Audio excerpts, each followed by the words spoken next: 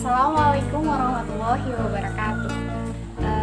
Bagaimana kabarnya anak-anakku BPI Online Asyifaul Qalbi? Mudah-mudahan selalu dalam perlindungan Allah Subhanahu wa Ta'ala dan tetap semangat untuk mengikuti kegiatan BPI pada siang hari. Anak-anakku yang sholihah, hari ini Ustazah akan menyampaikan tentang bahaya takfir. Apa itu takfir dan apa bahayanya akan kita bahas bersama-sama hari ini. Cek it out.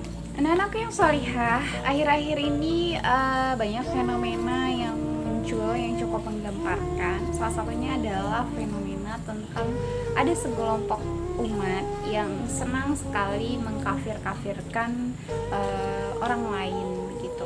Bahkan hanya karena dosa-dosa yang dia lakukan itu saja sudah memancing untuk mengatakan kamu kafir dan sebagainya.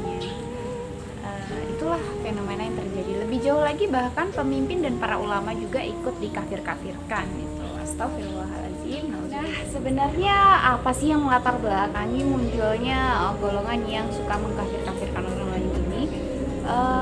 Yang pertama adalah tentang fenomena ya sekarang ini ya, dimana kemurkatan, kemaksiatan itu muncul di mana-mana, sudah bagaikan bunga-bunga yang bersemi begitu ya. Banyak banget kasus-kasus pemerkosaan, kasus-kasus perbuatan maksiat yang lain begitu, yang akhirnya dengan mudah itu membuat ada golongan yang kemudian mengkafirkan orang-orang yang melakukan seperti itu gitu. Ada juga yang narkoba, minuman keras dan sebagainya, itu banyak sekali kan di kejadiannya gitu, dan nggak berhenti sampai sekarang ini gitu. Masih banyak sekali pembunuhan, itu juga perampokan dan sebagainya, tuh banyak banget gitu terjadi, sehingganya muncul orang-orang yang kemudian nggak sabaran, terus juga nggak paham agama, yang benar-benar orang yang taat gitu ya keislamannya sebenarnya gitu, tapi karena nggak sabaran dan nggak paham agama, hanya dalil-dalilnya aja yang dia gunakan, kemudian akhirnya membuat dia dengan mudahnya mengkafirkan orang-orang yang berbuat dosa-dosa seperti itu gitu. Padahal sebenarnya kan nanti Ustaz udah jelasin ya di akhir, sebenarnya tuh ya kalau udah bersyahadat ya itu dia Islam. Masalah batinnya seperti apa, dosanya seperti apa, itu urusannya dengan Allah Subhanahu wa Ta'ala. Oke, next ya, apa bahayanya mengkafirkan orang lain? Sesungguhnya perkataan tafsik itu menuduh orang lain berbuat fasik, tabdi itu menuduh orang lain bid'ah, kemudian yang terakhir adalah takfir, menuduh kafir. Itu adalah perkataan kotor yang tidak akan hilang begitu saja dan punya dampak atau bahaya yang luar biasa gitu ya. Apa bahayanya? Di dalam hadis riwayat Bukhari, Rasulullah SAW bersabda, sesungguhnya orang yang berkata hai kafir, maka perkataan itu akan kembali kepada salah satu di antara mereka. Jadi hati-hati ya kalau mau ngomongin orang lain, hati-hati dengan lisan kita, walaupun itu hanya bercanda, itu tidak baik karena bercanda itu ada batas. Nah, Dr. Yusuf Al-Qaradawi ketika menjelaskan tentang bahaya menuduh atau mengkafirkan seorang muslim, dia menjelaskan itu memiliki konsekuensi yang berat.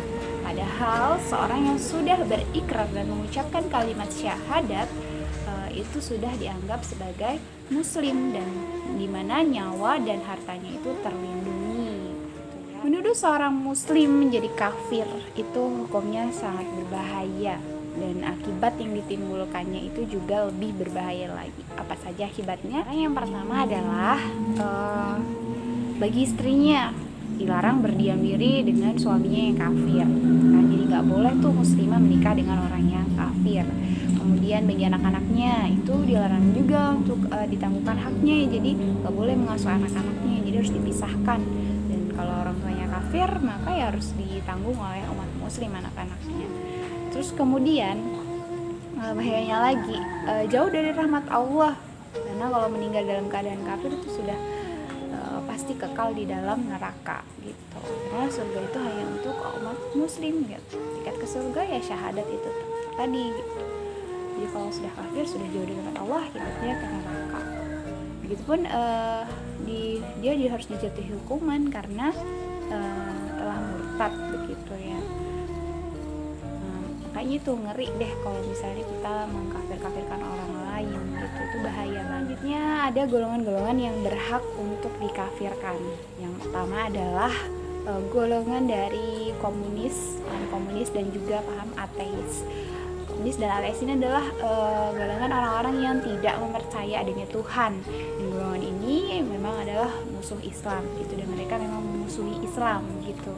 Kemudian ada golongan dari paham sekuler yang berbeda-bedakan agama dengan dunia dan sebagainya gitu kan, yang memang mereka juga sangat memusuhi Islam, sangat benci dengan Islam gitu ya, mereka memang benar-benar orang kafir. Terus kemudian golongan yang ketiga adalah dari aliran-aliran batiniyah. Ini ada di Suriah seperti aliran Durus, aliran Ismailiyah, dan aliran-aliran yang lain yang nggak perlu kalian pelajari lah.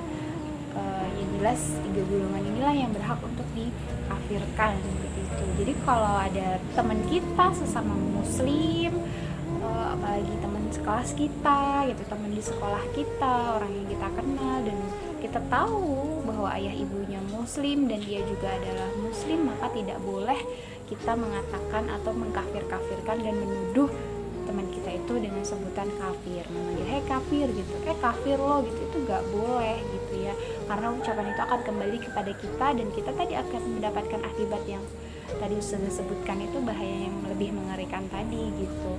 Jadi hati-hati dengan lisan kita, jaga lisan kita, gunakan untuk berkata-kata yang baik, memanggil teman dengan sebutan yang baik, tidak boleh mengolok-olok satu sama lain. Demikian nasihat yang bisa Usul sampaikan, semoga berguna, semoga menjadikan kita anak-anak yang sholihah, yang baik lisannya, baik perbuatannya, dan sayang terhadap sesama manusia, apalagi sesama muslim gitu. Kita memiliki yang namanya ukhuwah Islamiyah, itu adalah persaudaraan sesama muslim gitu. Jadi kalau teman kita ada yang melakukan dosa, itu tidak serta-merta kita kafir-kafirkan gitu, tapi berusaha kita rangkul agar mereka bisa bertaubat dan kembali kepada ajaran agama yang benar, seperti itu ya, kembali taat kepada Allah Subhanahu wa Ta'ala.